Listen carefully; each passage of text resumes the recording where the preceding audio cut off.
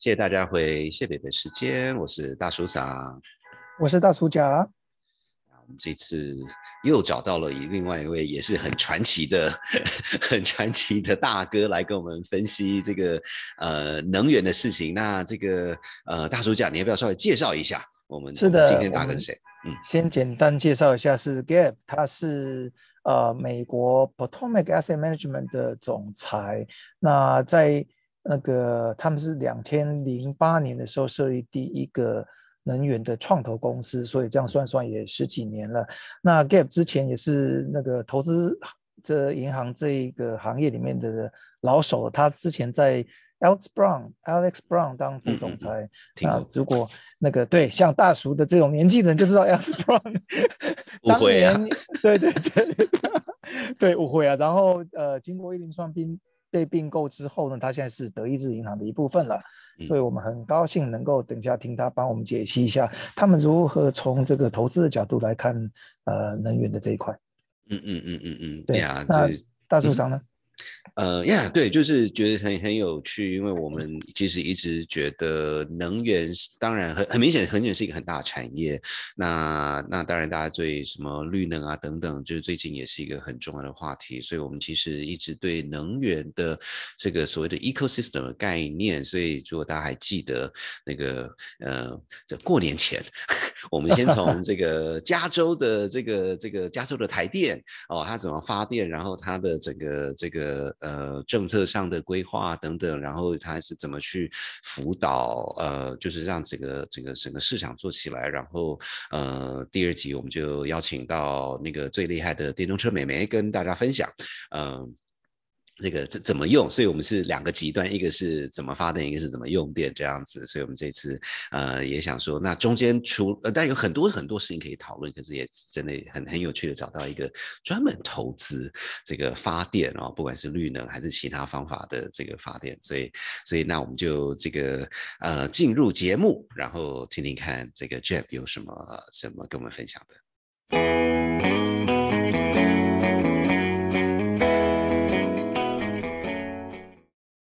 Well, thank you for coming back, and we're very lucky to have Jeff joining us. Who is this amazing energy-oriented investor, and we please say hi to our audience, Jeff. Thank you for inviting me. Okay, great. Well, then let's just dive right in. So I believe Uncle Jia has our first question. Yes. Happy to have, very, very honored and very, very happy to have Jeb joining us today.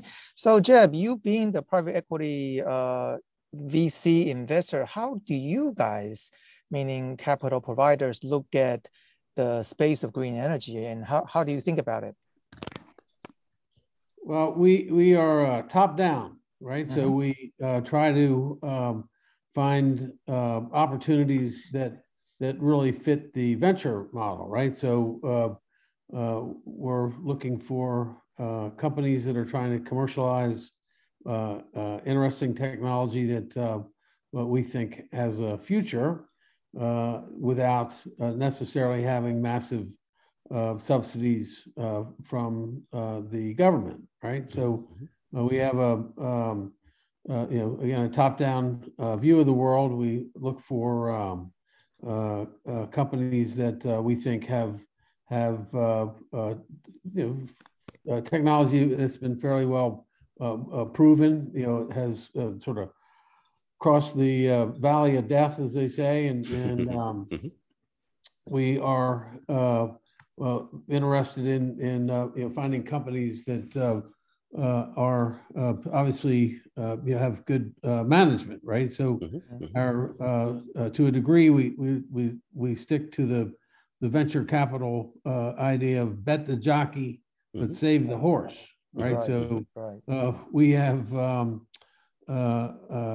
in our little portfolio the world's oldest maker of electric vehicles. This is a company that's 100 years old. And we have a company that has been building utility scale solar in California. Now,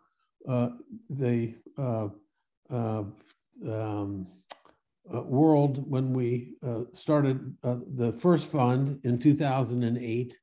Natural gas was at $6, Right. and we had no way of no one knew what the potential was of fracking to change the world, and in a good way, right? I mean, the reduction in greenhouse gas emissions, the reduction in geopolitical environment that we're all living in, changed dramatically because of this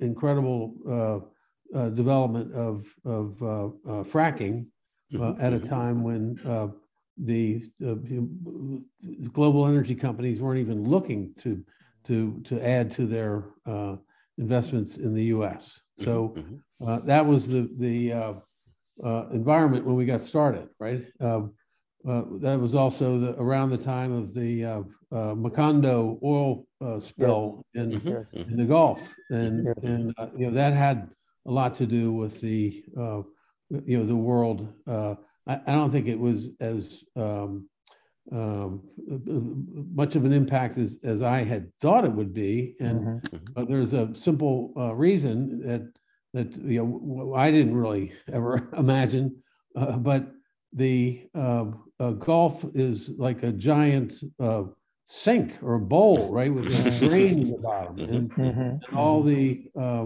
oil that came from the well wound up in the bottom of this bowl where there were bacteria that thrive on oil, right? So it was a very unusual aftermath, that it wasn't a much bigger environmental disaster, which would have led to a lot more restrictions on offshore drilling, et cetera. Right, so right. anyway, the U.S. Went from being paralyzed with fear over things like the Straits of Hormuz, and this idea that we'd never build another refinery here in the U.S. To where we're an exporter of LNG, and right. And then the idea that we had the political will to do anything about climate, right? For 20 years, we had presidents that understood the potential risk and were willing to go out on a limb and talk openly about things like carbon tax and cap and trade, et cetera. And then for whatever reason, in 2009, I think it was Obama first year, they tried to pass the Markey-Waxman bill, which would have imposed relatively innocuous form of cap and trade, and couldn't get the votes. And it just got worse from there. So then we get up to the Trump administration, where he was willing to openly claim that climate change was a hoax, which wow. Yep. So, but through all that, there's been a huge shift, right? And the idea that 60% of the energy mix, or the electricity generation in 2009-10 was from coal. Right. Coal. Without I mean, I would say it's unrelated to this issue of the greenhouse gas emissions from coal-fired power plants, but there've been so many false starts at the federal government through the Clean Power Plan, et cetera, trying to force regulation that didn't work, but the industry has, on its own, without much fanfare, dramatically changed the mix, right? So you have places like California, where they have 50% renewable portfolio standards. that requires, you know, the utility industry to have to twist themselves in knots to try to, you know, accelerate the transition, and that's really what we're talking about, is accelerating a transition, right? But the transition isn't just, you know, from coal to solar. The transition is from you know, the grid that we built patchwork over the last 60 years. You know, one of the great accomplishments of you know, America's you know, contribution to the world, the grid. Well, the grid now is about you know, distributed generation and you know, it's being, you know, it's a smart grid, right? Right. So, well, I mean, you know, if I may kind of jump in and you know, maybe ask you to take a step back. I mean, you know, it's clear that the energy sector, especially in the US, is going through this transition. And, you know, my assumption has always been that, especially from the investment side, you know, nobody ever get religion and, you know, decide to save the world. It has to make economic sense. So all this transition, I mean, what are the key drivers? In other words, I mean, you know, in my mind, all these things sounds right, but it may or may not have anything to do with, quote unquote, you know, being green. It just, that's the right thing to do. I mean, what are key things? You know, I mean, I think in California, you know, we heard a guest Ray talking about, you know, the regulatory changes, and it kind of forces the players to do certain things. But, you know, in the US as a whole, what are the key drivers? Okay, so that's the sort of the next phase of what we do, right? We try to have this view of you know, the sort of global macro view of energy prices, and you know, lots of smart people out there that you know, have views on this, and you know, we try not to stray too far from the, you know, folks that influence Wall Street or influence the DOE, right? I mean, you know, you better have a good reason, right? You need to know and then have a good reason, right? So we then have this, as you just suggested, this notion of market drivers, and what are the things that are likely to you know, affect you know, the outlook for capital formation, right? So we want to find companies that are, you know, poised to grow and then be attractive to you know, in a consolidation, right? So you can think about the solar business. That's, you know, pretty simple, right? At you know, the early phases, you know, panel prices were through the roof, and you know, there weren't a whole lot of people that were lining up with capital to buy existing solar projects. But as panel prices came down, interest rates just happened to come down. You know, I don't think they're necessarily related. They're absolutely not related. Right. But the cost of capital comes down. The cost of panels comes down. Panels get better. The warranties have more meaning because panels have been around. And then you have developers, early developers that you know, understood that, you know, better to focus on the part of the development process where they can actually create value, right? So building a solar project to hang on to, that's, you know, that's for the utility industry, and they're not really all that good at developing projects. So better to build a project, get it to a point where you can get an auction and sell to an acquirer that is just trying to lock in a long-term cash flow, right? So we backed a couple of developers that you know, had proven that they had some experience with this. One is a guy from BP that has been a good partner. And is there technology bet? Well, we didn't think there would be, but there's an embedded opportunity there for adding storage to solar, because the time of use pricing for solar, solar has completely disrupted the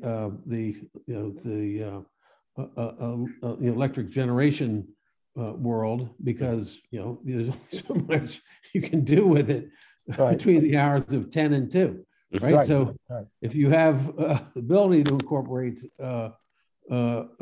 storage, or you have the ability to survive making no money, because you're not going to get paid for it, otherwise you're out of the business, right? So anyway, storage is a critical part of this idea of the smart grid, right? So you say there's less money in the hands of people that are going to be rebuilding the transmission grid, and more money in the hands of people that are able to negotiate for power purchase agreements and build microgrids, right? Getting the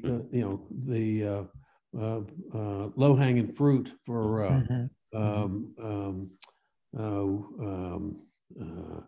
in Appalachia, if you can negotiate a deal with a community that has a decent sized hospital or a university or something like that, there's good argument for the investment necessary to build a microgrid that can island off of the grid and provide reliable power to the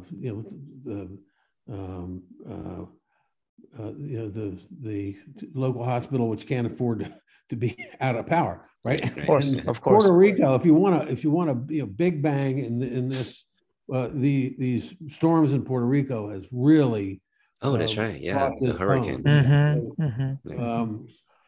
But the investor-owned utilities are some of them are racing ahead. Some of them are just going to sit on their hands and hope that they can get the benefit of having a monopoly, right?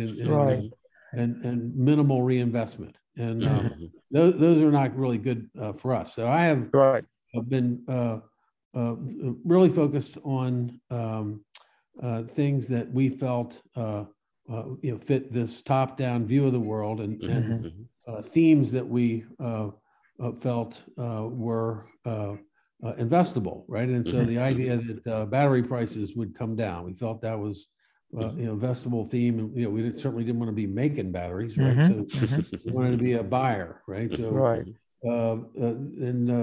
PV, again, panel prices seemed, we had no idea they'd come down as dramatically as they have, but to be a buyer of panels downstream. We have a company that gasifies municipal solid waste. Now this is not, this has not been as hot a deal as I had hoped, but it's a very compelling solution for communities that are reaching a point where adding landfill space is not that easy, right? That's right. And our view on that is that there's a limit to how much more can be done with recycling, right? We think that recycling is not overdone, but you certainly aren't going to get paid a lot of money for Jeb, in terms of gasification of community waste, can you give us a sense of scale? I mean, to put that together, that kind of plan, what kind of megawatt are we talking about? Small. Like 5, 10-ish? What's that? 5, 10-ish megawatt? Yes. Yeah. Okay. So that's, we have a partner in China, and they think that there are 20,000 communities that can use our waste energy technology. So that could really move the needle. That could really move the needle. Yeah. So anyway, I'm not sound like I'm pandering here, but I really feel strongly that this idea of cross-border tech transfer between the U.S. and one China is you snuck that one in. Yes. So we really do look for opportunities to find good partners in Taiwan and in China, and we don't spend a lot of time looking for in the UK. Okay, we've done business in the UK. We have an infrastructure fund that's focused on sub-Saharan Africa that we really like to work with. I believe very strongly in what they're doing, and it's not about racing ahead of the Belt and Road.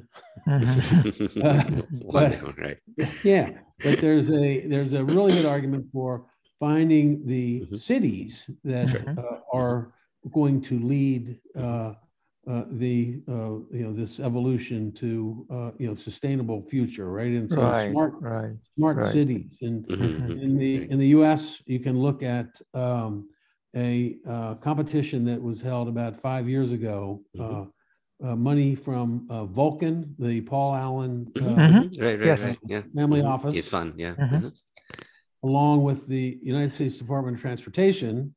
They went out with a $100 million grant competition, and they got proposals, I think, from 80 cities in the U.S. Responding with their view of what they wanted their community to look like, and the community that won the Smart City Challenge was Cleveland, Ohio. Kind of unlikely, but they had a really thoughtful proposal, and they had a lot of local support, right? So initially we're just thinking, well, it's all the local support, but no, there was some real substance, right? It wasn't a simplistic, we want to up the number of charging stations, right? They actually thought about, how the city functions and where they would like to move services, right? So, critical services are the real driver in this evolution of smart cities, right? And so anyway, that's a theme, but it's actually bigger than Well, I think it's really fascinating, as you mentioned, not just within the US, but, you're looking to China and other parts of the world. And based on your description, the US style is, organic or messy, depends on, how you want to look at it. I like organic. There you go. Yes. With that said, I'm sort of kind of sticking with the theme of as an investment professional. I mean, how do you see outside of US, in a sense that US feels like a lot very aggressively experimenting organic growth, that kind of thing, and so it's constantly reconfiguring itself. Whereas China and other places, is it more like the copy exact, like whatever is working in Cleveland, then let's kind of follow that and use. I mean, how do you see this as an investment opportunity?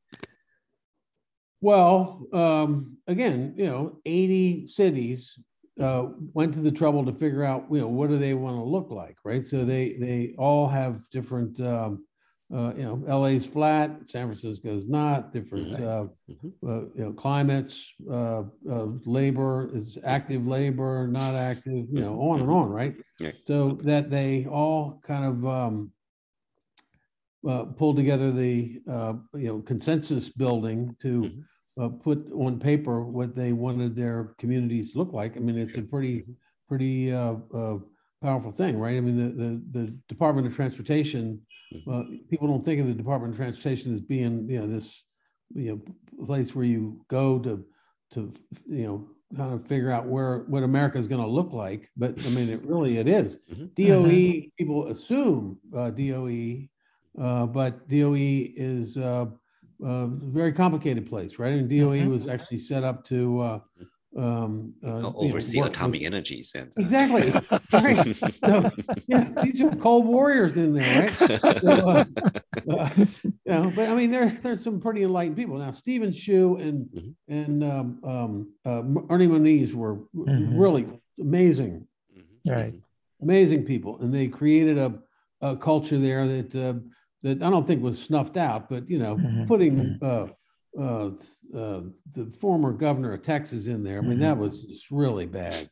Right? Well, he did resign, so not immediately. Oh well, he left his mark. Yeah.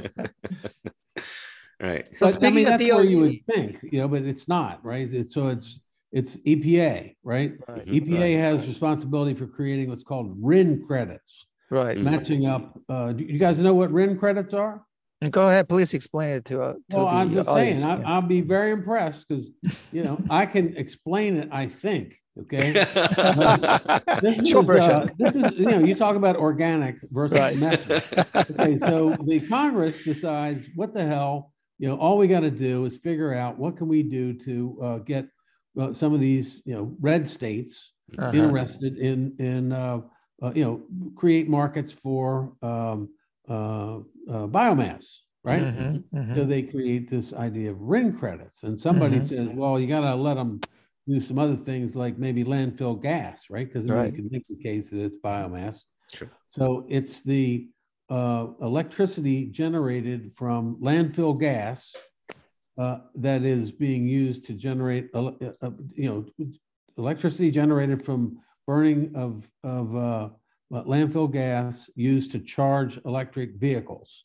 Really? Okay. So the idea is that you have this renewable energy pathway, right? If you can track this, the EPA is supposed to assign a RIN number, and then that's to be used to generate a RIN credit, which would be highly prized by the oil industry, which is frantically looking for anything they can come up with, to greenwash. Of course.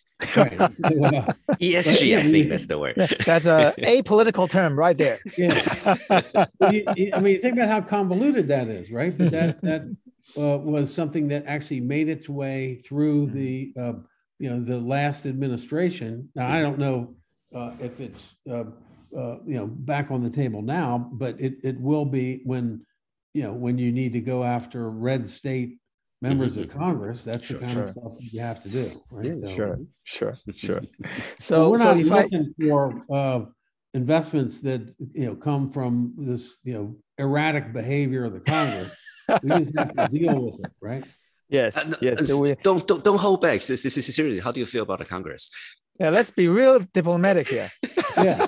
No, hey, look, my view is that the Congress is the great melting pot, right? And you're always running. If you're a member of Congress, you're always running for office. That's true.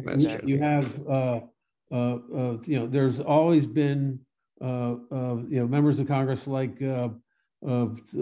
AOC, and there's always been guys from South Texas, and you have a process by which it's like looking at an ant colony, right? I always thought of it as a giant sausage maker, but I think the same idea. Exactly. So we will see here over the next couple of weeks whether they pass this Build Back Better. Now, right. Now the Build Back Better is not just related to clean tech. Right. But let me give you, what do I got? Another couple minutes here? Let me give you a please. story about clean tech. Okay. The guy that was put in charge of the California Public Employee Retirement System gets in there, and he immediately goes to try to figure out how are they doing with their clean tech investments, because they were very early, very forward-looking, to take America's largest public pension fund and say, what can we do, right? What can we do? So they they immediately decided that they wanted to take their real estate portfolio, very big real estate portfolio, and go through and understand, are there opportunities to, to improve the performance, energy conservation, improve the performance of the real estate portfolio. So they put in incentives for the managers. They made capital available to the managers to go and make the real estate portfolio industry leading, right, in terms of its energy, its performance. They set up criteria to use their proxies to go after large public companies and start to ask about carbon footprint and hold large public companies accountable for their carbon footprint. And then they created in the private equity program an allocation for clean tech and literally created the category. So, years later, 4 or 5 years later, in 2009 or 10, new chief investment officer comes in, looks around, fires everybody in the clean tech. Oh boy. Yeah. Really? But why is why? that? Just because it wasn't They performing? It was the wrong direction? Well, I mean, more than anything, it was because he's a new guy, right? And who wants to take responsibility? Okay, so it's politics. Yeah. Okay. So now the guy that put it all in place is like a personal hero of mine. But anyway, he had moved on. New guy comes in. New guy says, "Oh, I don't really want to be blamed for this. I'm going to get rid of them all, right?" So they asked him about clean tech. And this was pensions and investment age, asking about clean tech. And he says, "Clean tech, a noble way to lose money." Oh boy. Oh, that's what he said. Well, clearly you're in the business to make money the noble way. So please do share with us what other exciting and interesting ideas you're looking at. Well, okay, so the world has changed, and we've come up with a new list of market drivers, and some of the things on there include carbon engineering, right? Which I think is still a ways away, but if you have carbon tax, carbon credits, there's money to be made in doing building out innovative solutions for if not extracting carbon from the air, at least finding things that generate economic value by virtue of their addressing the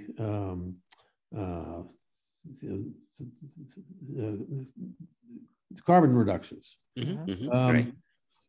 We are interested in. I think that there are several industries that really lend themselves to decarbonization, right? And we have a guy that we've worked with for years who's at the IFC, and he's looking for innovative ways to decarbonize the cement industry and shipping, right? The idea that the world's fleet of ships is going to rely on that bunker fuel, whatever that they're using. There are people demonstrating that you can move a large vessel with ammonia or hydrogen, right? So we're very interested in fuel cells. Hydrogen doesn't really lend itself to the sort of existing transmission network for nat gas. It's too corrosive. So we're interested in seeing if there aren't ways to make hydrogen at the point of use. We are interested in. We've kind of branched out a little bit. We actually have an early stage company that's designed new satellites, geostationary satellites that take advantage of much significant advances in the sounders that generate the data from looking at the Earth's atmosphere from 60 miles up. So there are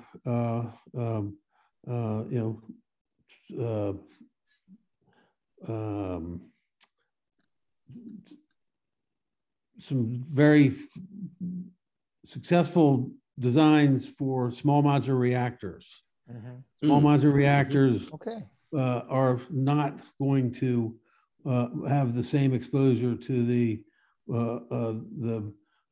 fissures in Taiwan.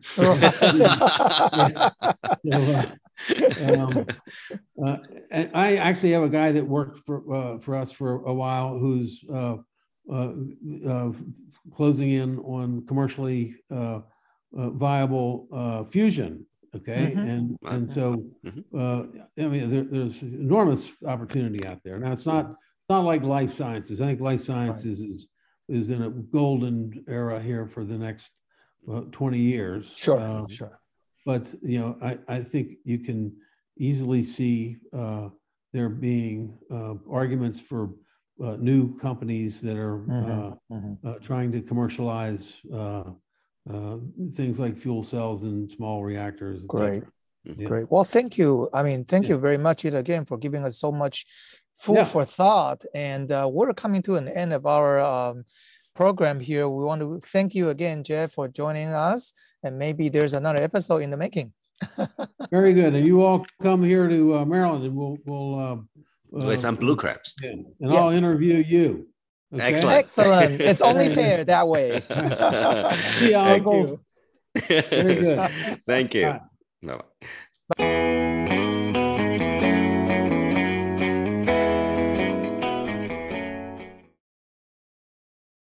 哇，非常感谢 Jeff 跟我们分享这么，就是还是那句话，就是人家是看门道的，像我在旁边就说，哇，好厉害哦，是，那对啊，所以这个大主角，我们这个从 Jeff 这边可以看到什么重点呢？